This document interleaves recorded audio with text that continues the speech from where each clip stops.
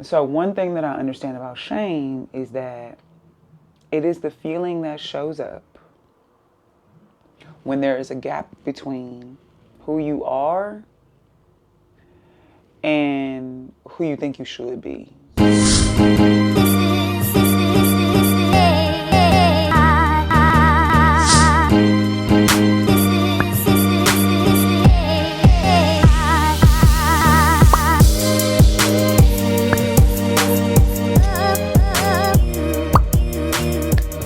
It feels like I need to talk about what happens when we fall off. If you've been on this ride with me for the past 10-ish months, then you might recall closer to the beginning when I was trying to figure out, like, what's my rhythm? How frequently am I going to show up to this space? And dedicating time and energy towards the practices and studies and just sitting with and understanding and defining for myself who I am as a creative. What are my creative values? What's my flow for creating time and space to create inside of my life, right? Like all of that. And when I started to kind of settle in, I thought, oh yes, once a month feels like a stretch, but also something that I can sustain. Sustainability being one of my creative values. So fast forward to last month when I think I was home 7 out of the 30 days of the month. So lots of travel. And it was like, leave, come back, home for 2 days, unpack, pack again, leave, come back, home for 2 days, unpack, pack again, right? So it was like a lot of those little short trips, which meant that, well, what it ultimately turned out to be is that I didn't post last month. I did record, but I didn't post. I didn't share it. When I made the decision, it felt like I'm giving myself grace. You know, I've been traveling a lot, things are going on. And I didn't do it. But after I didn't do it, there was a brief moment where I observed myself saying things like, if you're going to really be committed to the craft, you can't be making excuses. This is why you don't get things done. Kind of harsh, you know? And I think that there's a line between accountability and just being mean to yourself, you know, just being flat out mean. And so when I observed myself in this narrative, and particularly it was that this is why you don't get things done, I had to pause and check in, and I did this exercise called putting your thoughts on trial. Because yes, I do sometimes therapize myself. It's one of the benefits of having these skills and tools and this awareness is that I have the resources to kind of walk myself through it. There's an exercise called putting your thoughts on trial. And essentially it's exactly what it sounds like, except you are both the prosecutor, the defense attorney, and the judge, right? So you're all of them. No, hold on.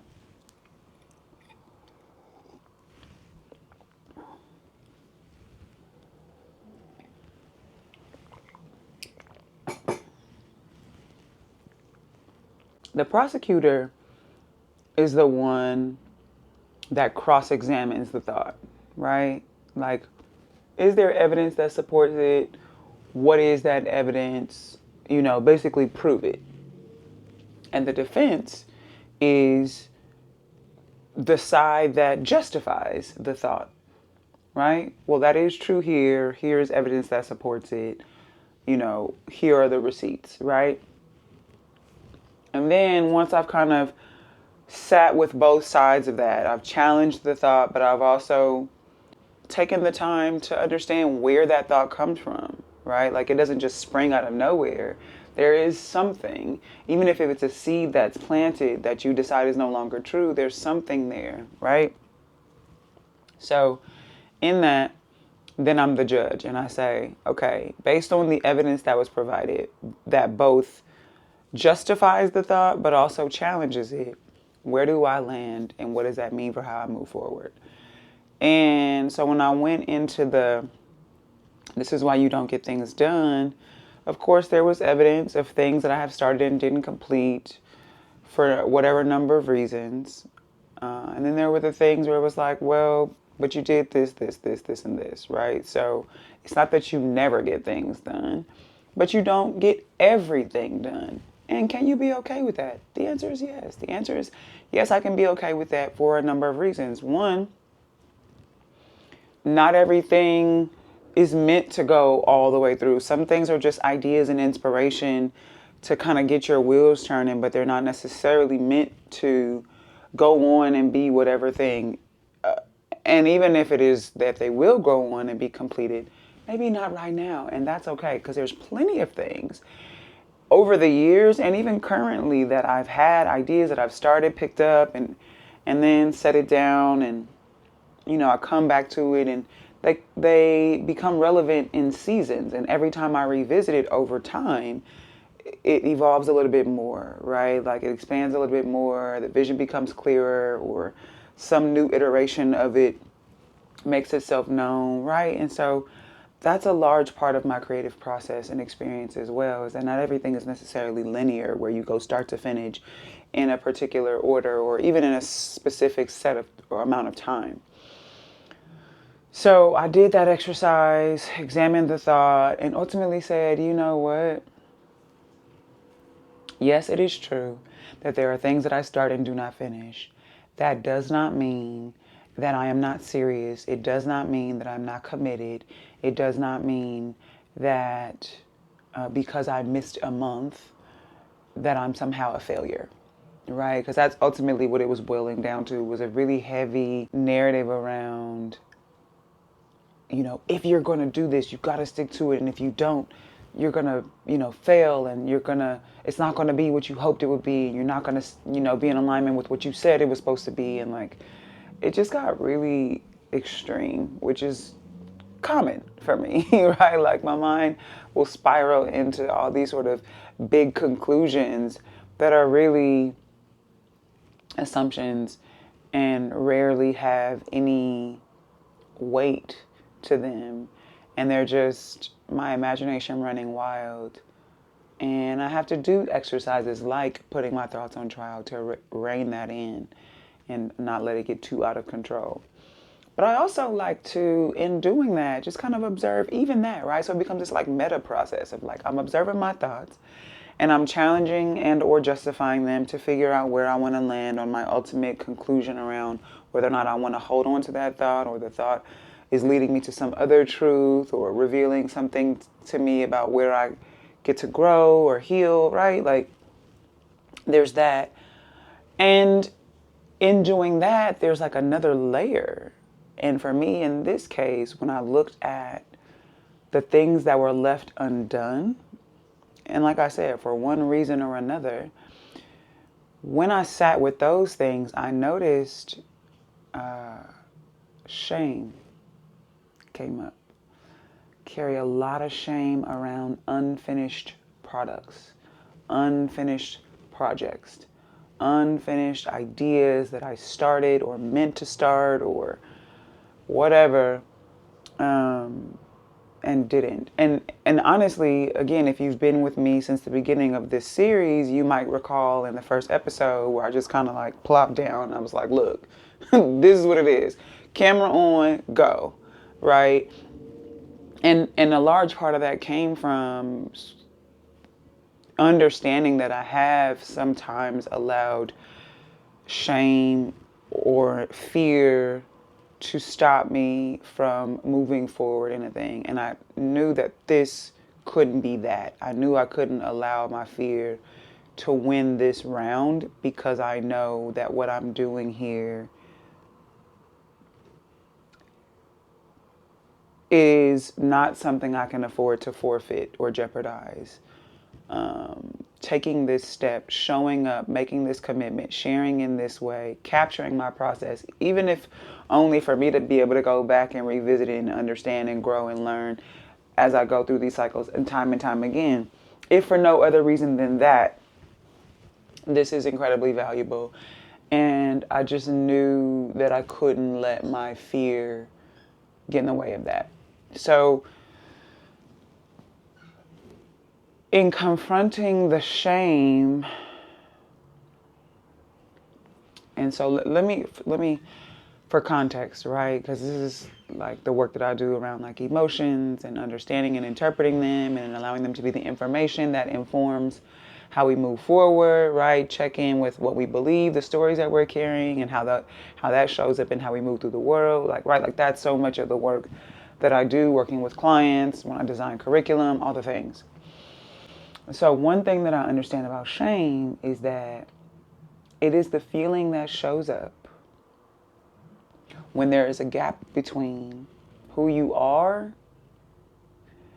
and who you think you should be, right? Like how I'm showing up and how I think I should be showing up. When there is a gap or a discrepancy or those things are incongruent and misaligned, it creates a feeling of shame because there's a standard that I have for who I am and how I move through the world that I'm not meeting. And when I fall short of that, it creates a feeling of shame. And so when the expectation for somebody like me is always, here, right? Like whatever I'm doing, I don't care if I'm day one. The expectation is here. I recognize that is not healthy. I recognize that in a lot of cases, especially as a beginner, it's not even realistic. But I'm naming what happens and why I was experiencing the shame, right? Because I had this expectation that you're going to do it once a month, you're going to drop on the 22nd of every month, and this is what you're doing. Once that's declared, that's the standard. And when I missed a month, I fell below that standard, and it instantly created a feeling of shame, which I have known in the past to be very paralyzing. Because what it does is it waters seeds of unworthiness, right? That because I am not who I say I am or believe that I should be, then anything that I believe is associated with that standard, I am therefore no longer worthy of. So whatever reward, whatever satisfaction, whatever sense of achievement, whatever it is, whatever the thing is associated with living up to that standard, the second I fall short of that standard, I'm no longer worthy of that reward, or I'm no longer worthy of the benefit that I associate with living as this version of myself. And again, that could just be a sense of personal fulfillment, right? It doesn't have to be necessarily external validation, although it can be that as well, right? But even if it's just a personal sense of satisfaction and fulfillment around a sense of achievement, the moment I fall short of the standard or the expectation that I set, right? The moment I do that, that gap or that discrepancy creates a sense of unworthiness. And then, we spiral from there, right? When you have a story of unworthiness. So when I observed that feeling of shame coming up around unfinished projects, I said, ooh, yeah, we're going to have to do something with this because creativity is a practice. And something I tell my clients all the time is we're not looking for perfection. That's not the goal. I tell them all the time, 6 out of 10, right? 6 out of 10 means you have gotten it right, whatever you define as right, more times than you didn't, right? So 6 out of 10 is a D, average. And most of us are not necessarily trying to skate by on a D average. But in a world of learning and growing and being inside of a perpetually evolving process and journey of living and being, right? Because every day is a new day that I've never seen before. I've never done this. I don't know how to do today. This is my first time doing today, right? And so when I remember that it makes the D average a winning score because, again, 6 out of 10 means I did it right more times than I didn't. And we continue to move towards that. It creates a sense of contentment. Because one thing I know for sure is that when you expect that you are always growing, you're always whatever, right? That becomes your identity. I'm always growing, I'm always healing, I'm always fixing, I'm always changing, when that becomes your default setting and that's the only setting you have, it becomes your identity. Then you don't know yourself outside of the judgment. You don't know yourself outside of picking yourself apart and looking for the thing that's not quite right. And that can be draining. It is also counterintuitive for the creative process because now it becomes less about learning and curiosity and it becomes more about outcomes and judgment. And as someone who is still exploring my creative voice and now moving into the phase of expressing that through writing, that kind of judgment isn't helpful. It's actually quite harmful because then it's like, well, no amount of practice will ever lead me to a place of satisfaction with whatever project. Like I will continuously edit a chapter over and over and change it and this and that. I remember when I was writing my dissertation, oof, Lord, best advice my chair ever gave me. And she gave me this actually before I started writing it, but I would revisit it so much in my mind. She said, pick a topic that you would date, but not marry. And what she meant by that as we went deeper into the conversation is, she said, you have to be interested enough to stick with it and keep showing up so you can finish it. But if you like it so much and you're in love with it, that it's your life's work, you'll never finish. You'll never be done because you'll constantly be looking for new research and then you'll edit and then you'll update and then you'll find something else and you have to incorporate that and you'll never be done. Which, when she said it, I got it, but it made more sense once I started because it was like, oh, this is such a robust project and I have to have a clear linear path. What am I saying in each chapter? What are the relevant parts that I need to include to make my case, right? And to provide enough evidence to support what it is I'm saying and to give the reader enough information to learn whatever they need to learn and potentially grow and expand on this research, right? But like, for that, it was just like, okay, I need to be able to show up with enough to get the point across, but not be so engulfed in the topic that the research is never ending. There's always a new article. There's always a new something that I want to incorporate and think about and how do I fit it in and what does this mean and how does this change my outcome and woo.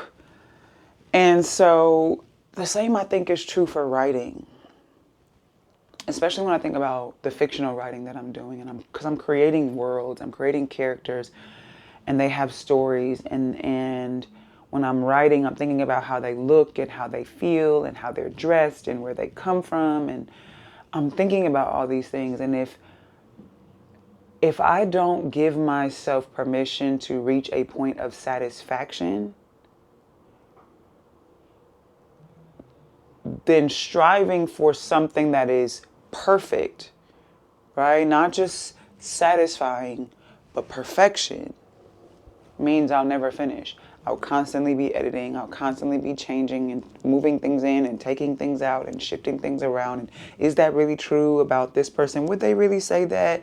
Would they really respond that way? Like all of these things, if I don't give myself permission to be satisfied with something that gets the job done, right? Like, did I communicate the point?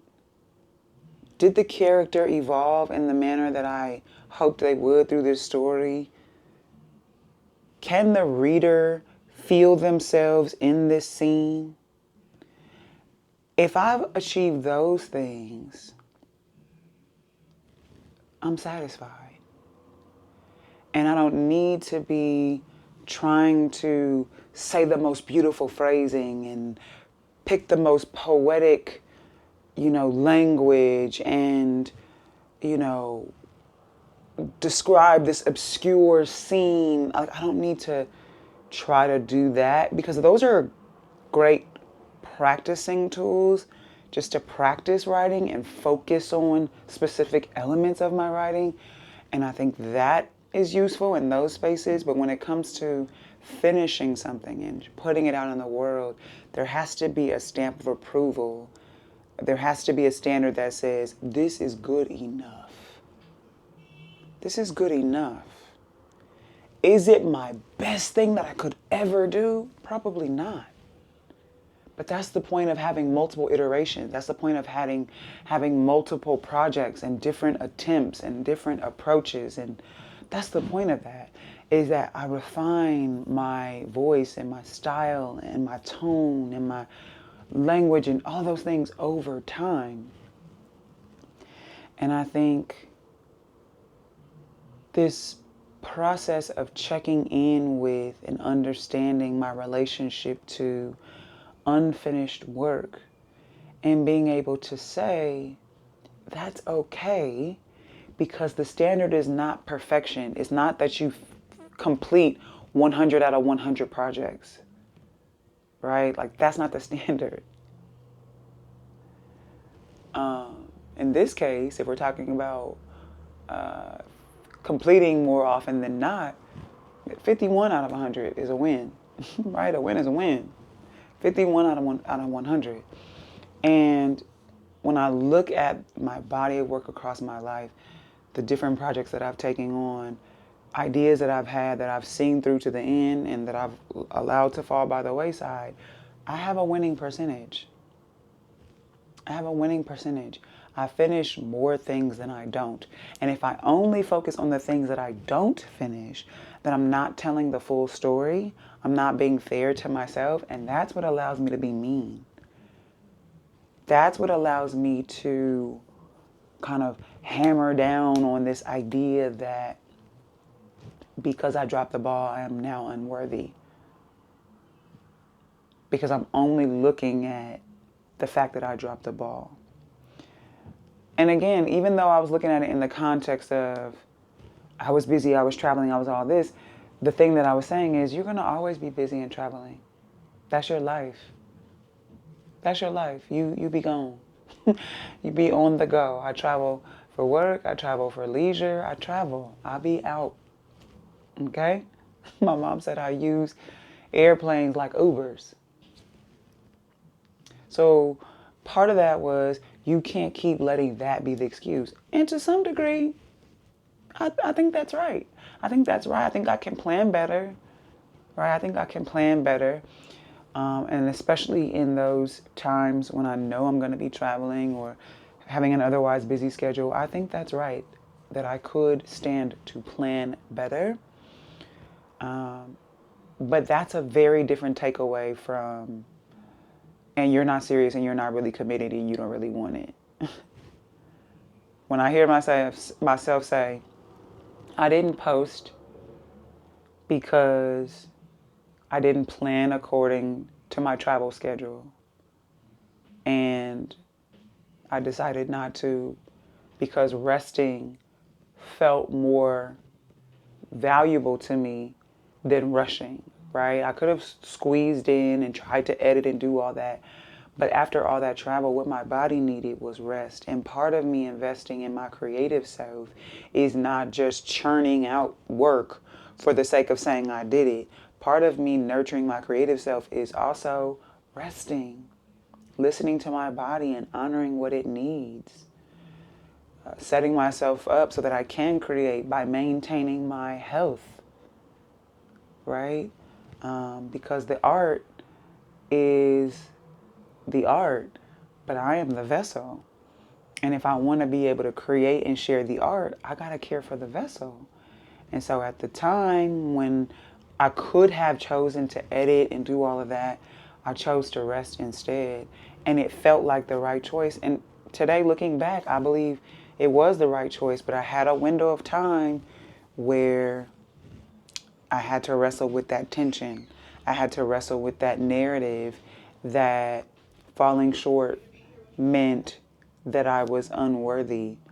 And that unworthiness led to a sense of shame that started to have me being like, well, are you going to do this or not? And this and that. And but thankfully, it was really when I started to have that feeling, it was like, well, this is like, it's not a thing, right? Like I tell my couples when I'm working with all the time, it's like, arguing is nothing wrong with arguing. Like, you having a disagreement, and because that's just what it is. You're not going to always agree with each other, but just because you have an argument doesn't mean you're breaking up and the relationship is over and you should have never been together and it was the bad decision. Like, it wasn't that. It's just, how do we make sure that when we disagree and we have an argument that we don't disrespect one another, right? Like, we still have that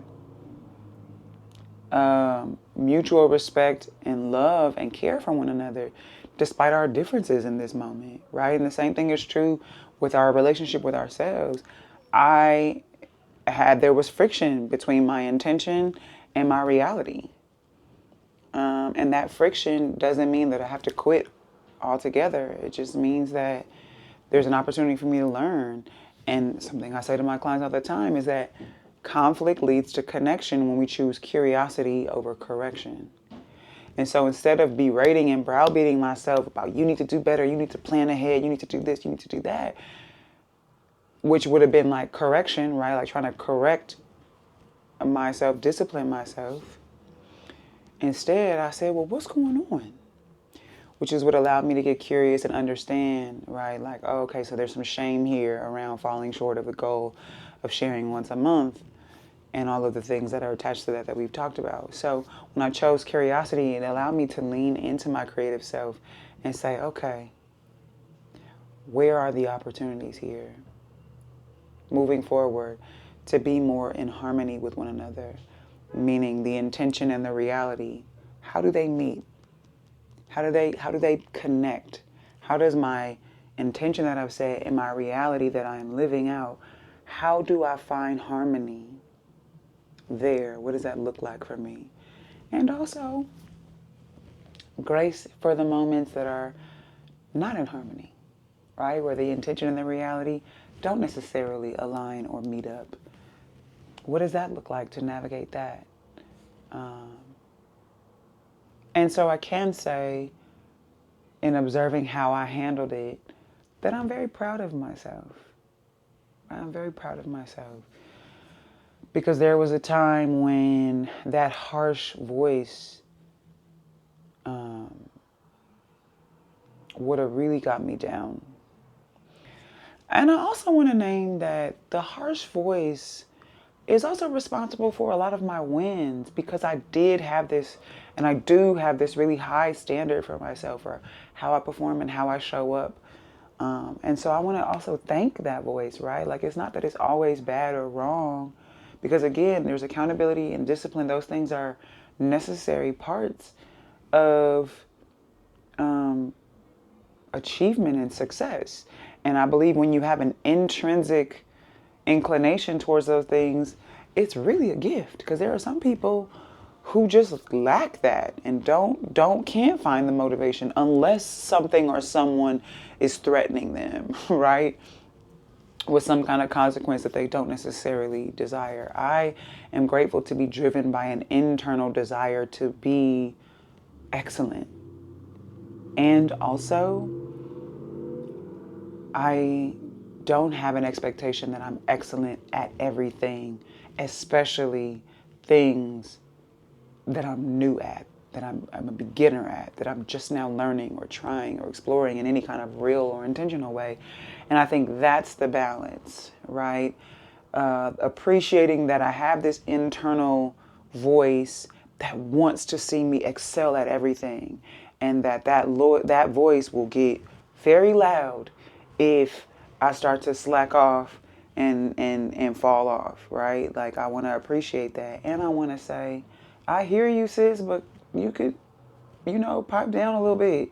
Like, pipe down a little bit. You don't have to get loud and unruly.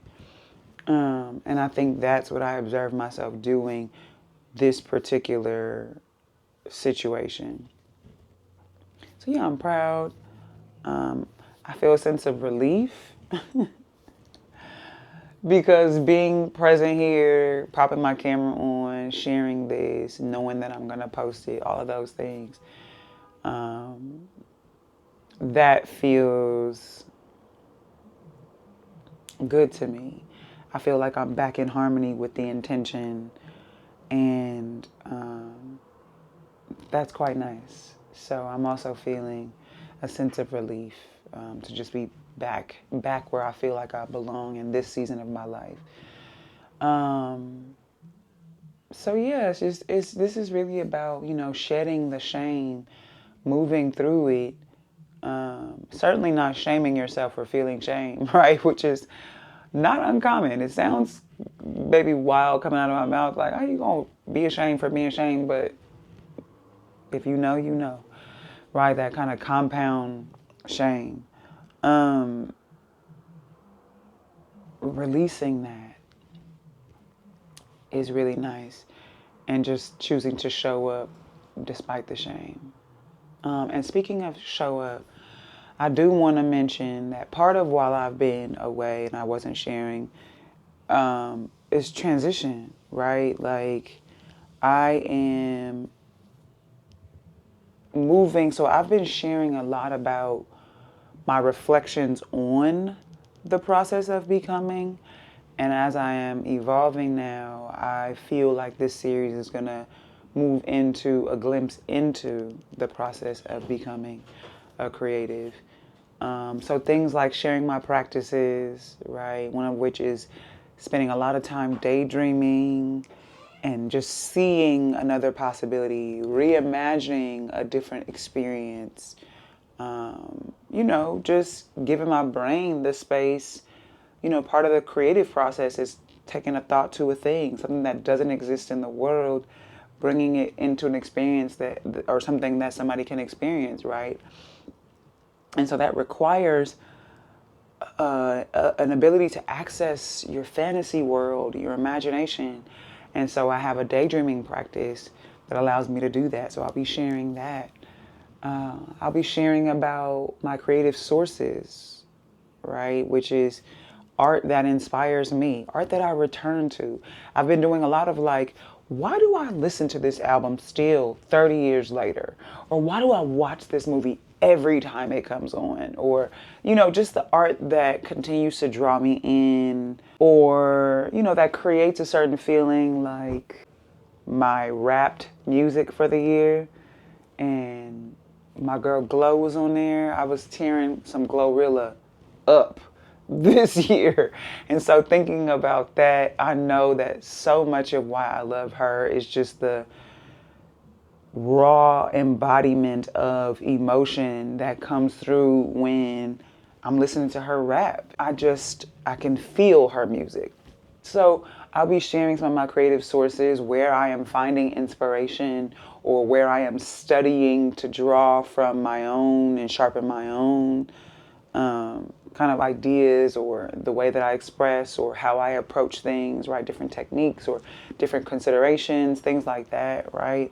And then I'll also be sharing conversations that I have with my creative friends, right? There's so much beauty and value in having a community of folks who are aligned with where you are from season to season. And so thankfully, so many of my core group of friends are already creatives. And from the conversations I've had over the last couple of months, we're all very much in a similar place in terms of where we are with our art and our readiness to share and our readiness to connect and be in community.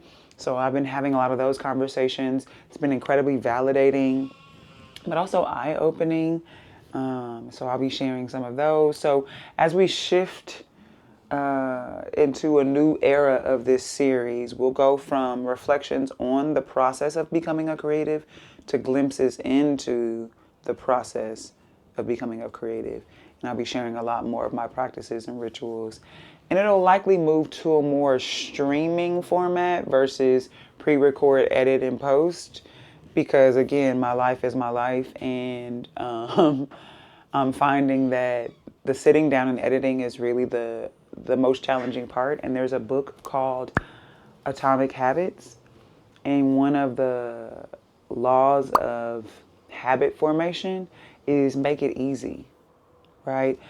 Remove the barriers and the friction between you and the thing. And so me and the thing, which is sharing here, the biggest hurdle is editing. It takes a lot of time that I don't typically have. And I'm not yet ready to outsource that part of the process. Not for this.